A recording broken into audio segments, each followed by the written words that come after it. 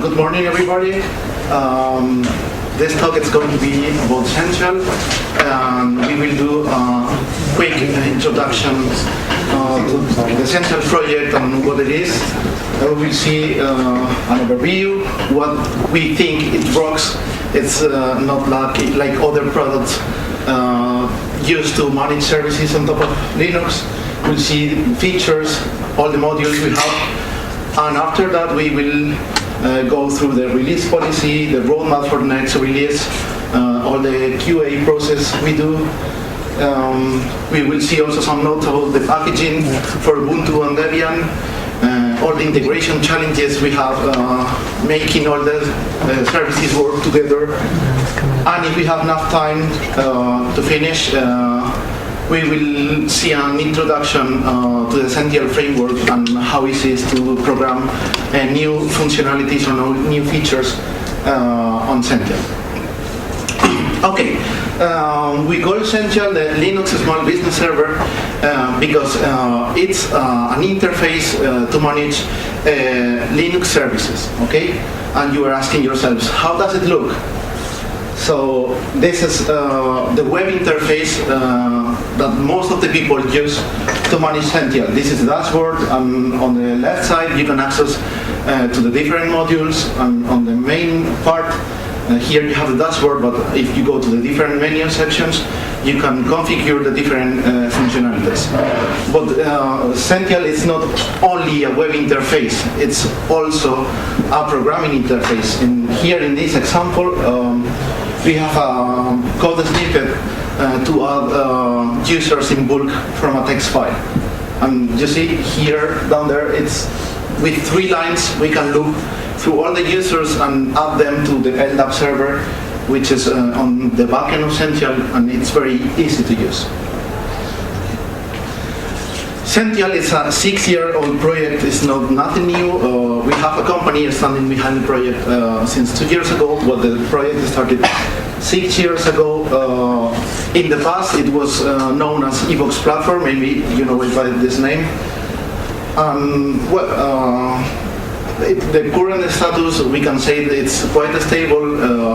So it's not a new technology we are working on. It's already consolidated. Essential runs on top of Ubuntu server at the moment, so you can get our installation CD and install your server with an installer, or you can add our Launchpad PPA to your sources list, and you can install the packages to manage all the services. And Essential, it's 100% free software. GPL, we don't have this business or company or enterprise version with different features. It's all free software. And like in every free software project, we have a community around. We have a public track with Subversion, Book Tracker, Wiki, where we manage all the projects, so people can repair bugs, can send us patches, and we have this interaction with the community. But we also have a forum, like more or less Ubuntu forums, much smaller, but it's already a big forum, a big community with currently 4,000 users. Also, we are very satisfied and very proud that we have more or less about 1,000 downloads every day of our installer from SourceForge mirrors. There is also people that they are installing from Ubuntu mirrors or from Launchpad PPA, but we don't have numbers about that. Okay.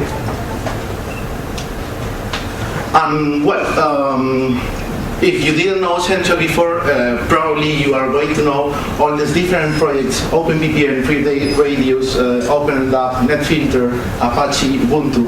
What we do is to integrate a lot of open source technologies, very well known in the community, and we make all these applications work together and being able to configure them from a web interface. Why do we think Essential it's a killer application or a killer technology? for both, for administrator, but also for system integrators. For administrators, because it's a full feature, you can configure most of the typical features you want to configure on a server. It's very easy to use, so busy people or not very experienced system administrator can use them very easily. It has a simple and unified interface, so if you're going to add some users to the system, you don't have one interface, and to configure the proxy you have another different interface. Everything, it's all together, working together. And here we come to service integration. To configure Apache or to configure Postfix for a mail server, you have to know how to configure the services. But it's also more difficult to make work together an LDAP server, double code mail server, the Postfix mail server, and when you have to get a lot of services working together, this kind of integration gets more difficult.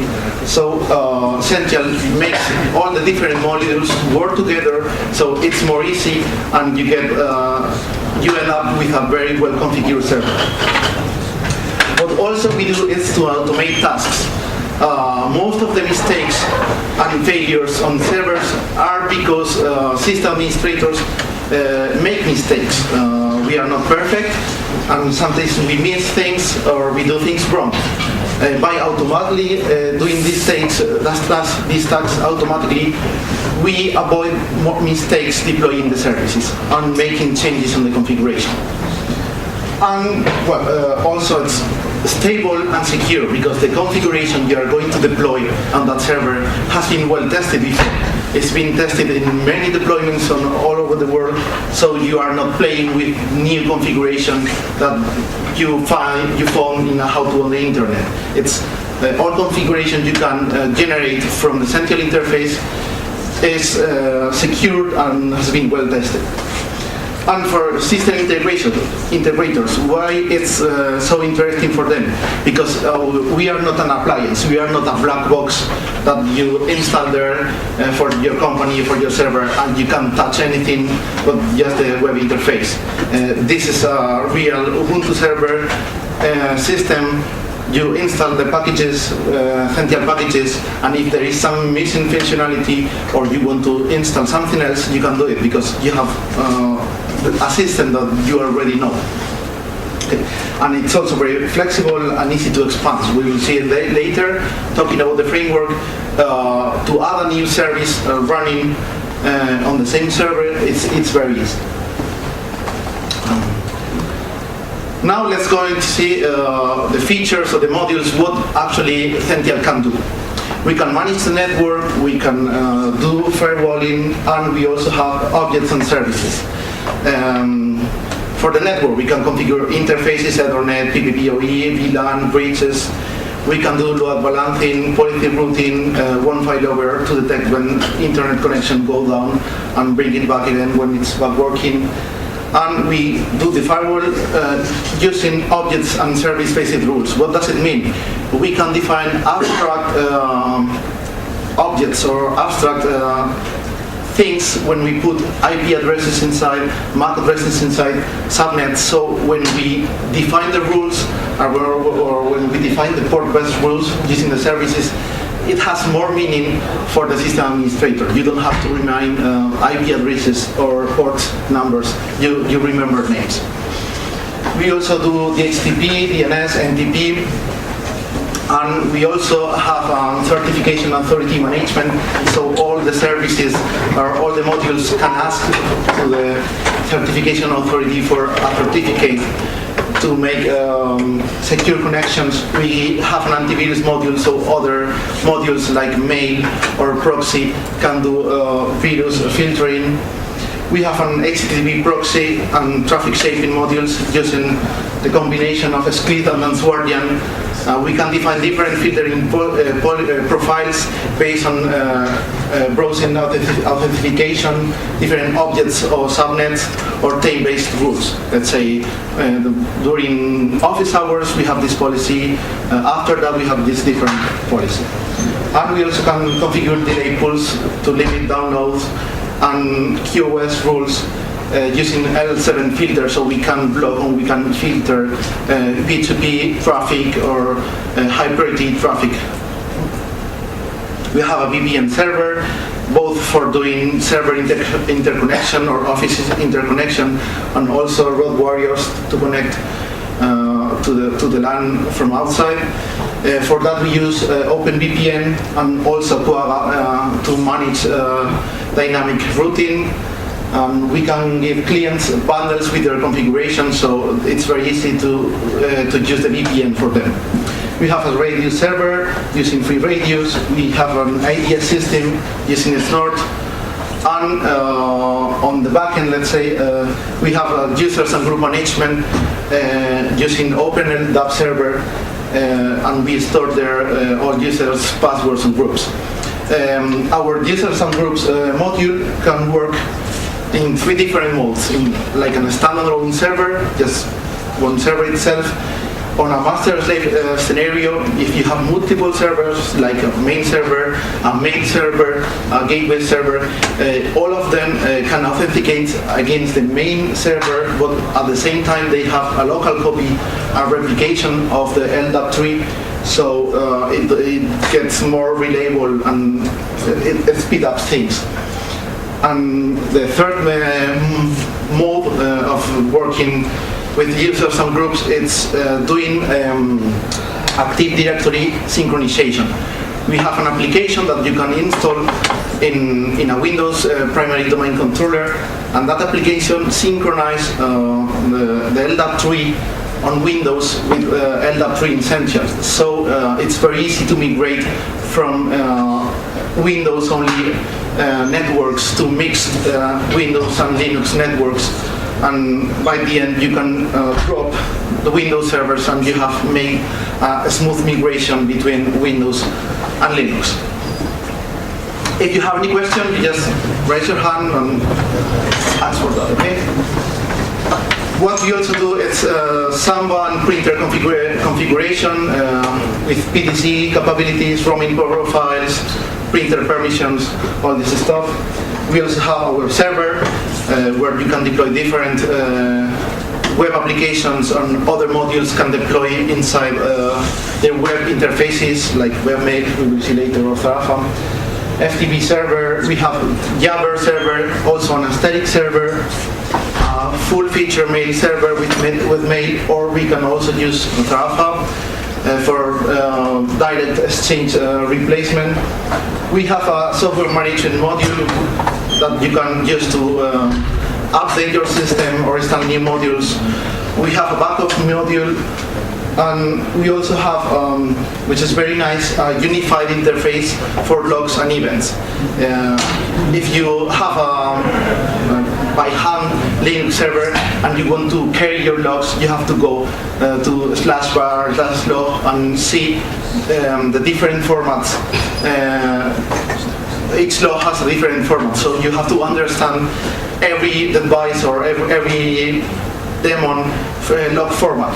With Sentinel you have a unified interface, so all the logs look like the same. VPN, proxy, they have the same look. And also for events, you can create different events for the different services and get unified alerts on top of that. And we also do monitoring. We can monitor the server, and also we have another module called remote services to access all the service that the Sentinel company gives in the cloud. What do you use for user management as front end for the LDAP server? Yes, it's our own framework.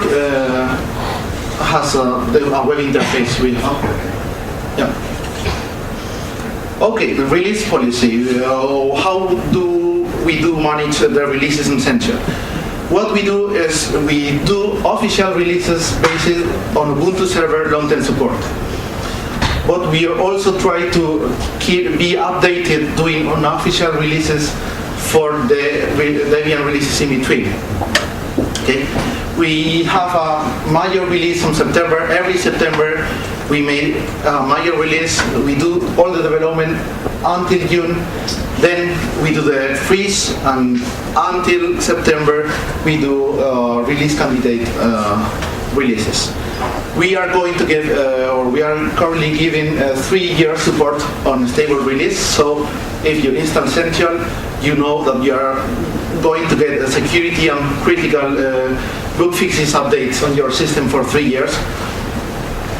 And the roadmap for the next version. A quick overview of what we are going to do is some internal refactoring to keep the code clean, some performance improvements using the new features of Redis 2.0 button, keep polishing usability and integration. This is something that we do on every release. We want to keep it very easy to use, and we want to all the services be very well integrated, so we keep doing this in all the releases. A very good example of this is going to be the Unified Shares interface, where you are going to be able to create shares, Samba shares, FTP shares, NFS shares on a unified interface. Two new modules, Captive Portal and UPS management modules. And also we are going to release a new tool which is going to be called Windows Migration Tools, that is going to ease the migration from Windows servers to Sential. It's going to be like an improvement of the AD-Sync application I was talking before. QA policy. What do we have to make sure that Sential keeps being rock solid and it's a stable product?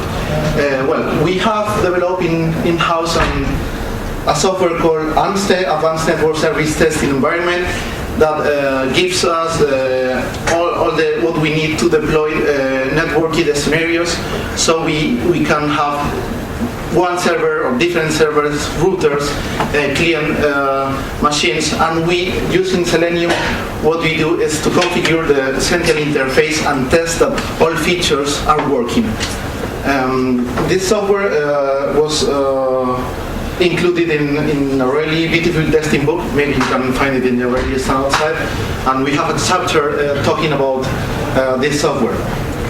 For us, it's very important to use something like this, because we cannot use, or we cannot only use unit tests for the code, because Sential, it's be about integrating a lot of services all together. So you have to try to deploy these services and check that they are running. Okay, so this is why it's so important for us to have a software like this. Integration challenges.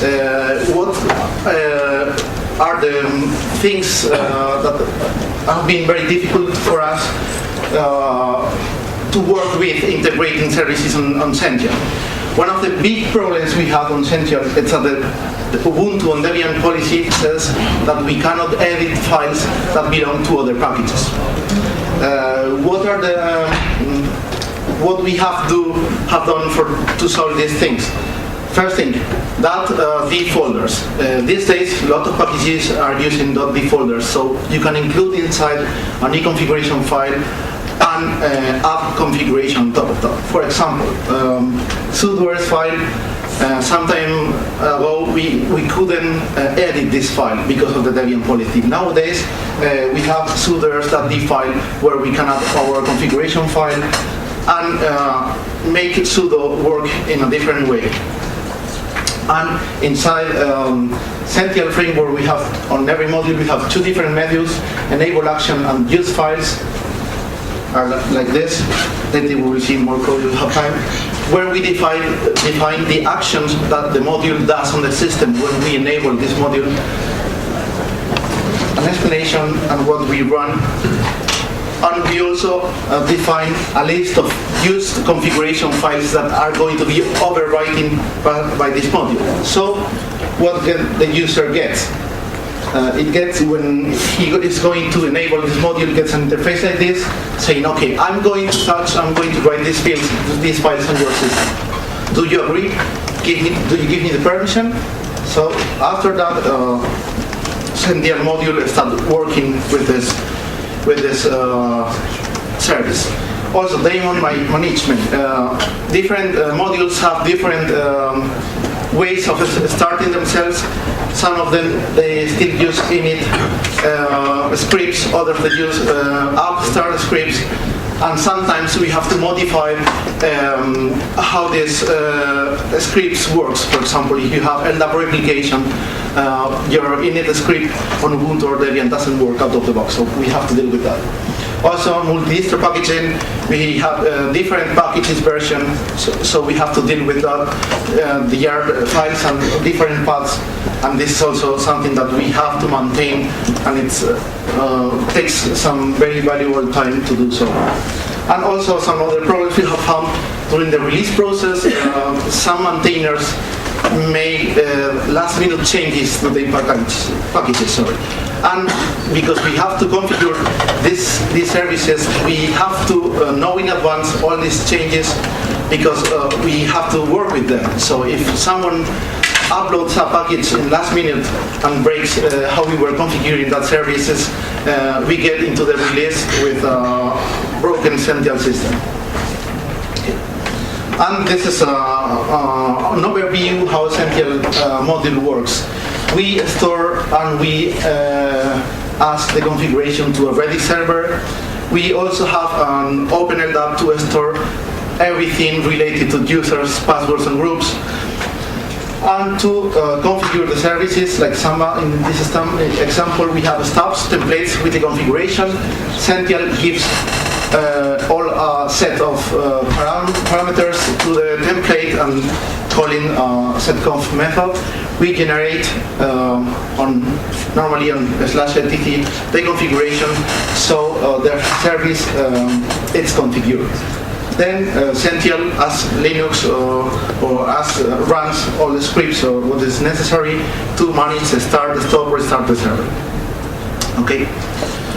And when we are going to see a quick overview of what a Sential module has, mainly we have 4 different folders. We have on a source code of a module. We have the schemas here, where we have a YARN file with the dependencies between the modules. For example, if we open VPN module depends on network and on firewall, we define that, and Sential framework takes care of restarting the services, or when we change configuration on network, reconfigure open VPN module, all this stuff. If we have to add OpenLDAP schemas, we also put a file there, and Sential framework deals with that.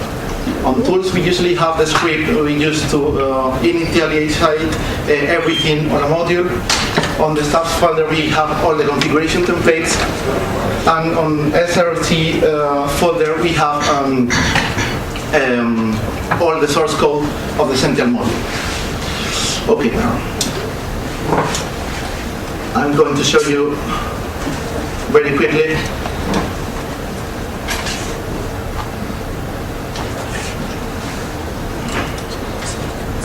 how does it look a module. For example, in this case we are going to say radius module, for example.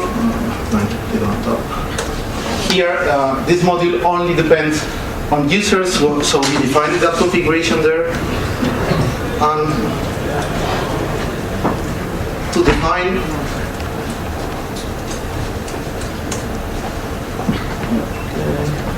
like this, all the configuration on Sential, it's based on MVC framework. So here, okay.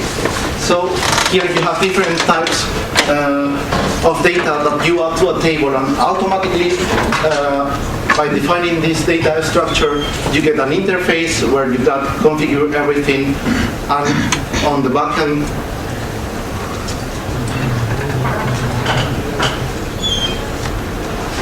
calling the setconf method, you write the configuration files, taking the configuration from that model.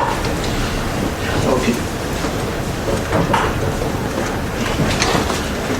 Some more information about Sential and this project. We have a very complete user documentation that you can access on that address. You can access to the forum. You can get Sential for Network Administrator book talking about all the features. You can access to the developer documentation on our on our wiki, and also on that section in the track you will find more information about how to contribute to the project. Any question on the room?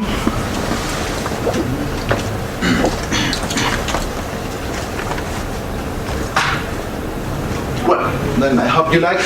This is the central team, and we want to thank you for your attention. Okay.